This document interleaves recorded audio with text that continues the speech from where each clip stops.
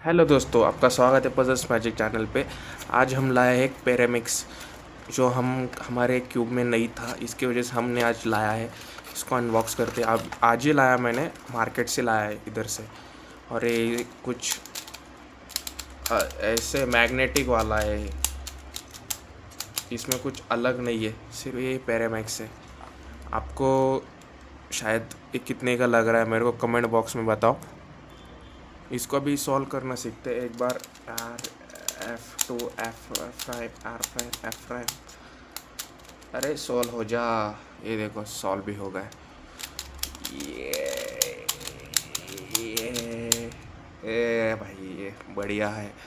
इसके ये भी अच्छा है, मतलब कुछ ठीक ठाक ही है कुछ।